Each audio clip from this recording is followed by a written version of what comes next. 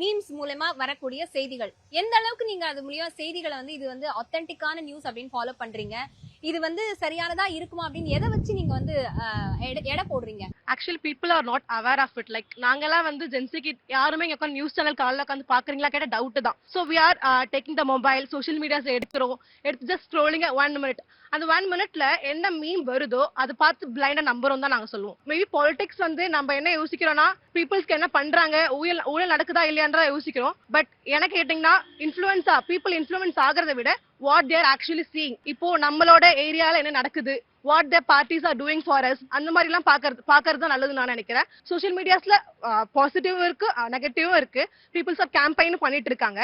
எல்லாத்தையும் பார்த்து பிளைண்டா நம்புறதை விட்டுட்டு நம்ம வந்து நம்மள சுத்தி என்ன நடக்குதுன்னே பார்த்து தெரிஞ்சுக்கலாமே. ஒரு போன்ல பாக்குற வேண்டிய விஷயத்த டெய்லி என்ன நடக்குதுன்னு பாக்கலாம். இப்ப நம்ம வர ரோட்ல இருக்கட்டும், டெய்லி வர பஸ்ஸா இருக்கட்டும், எல்லாமே பாலிடிக்ஸ் தானே இருக்கு. சோ வந்து பீப்புள்ஸ் வந்து நம்ம படிக்கிற எஜுகேஷன் சிஸ்டம்ஸ் எல்லாமே நம்ம பார்த்து தெரிஞ்சுக்கலாமே, நம்ம ஏன் இன்ஃப்ளூயன்ஸ் ஆகணும். இப்போ coming to the game, actual game,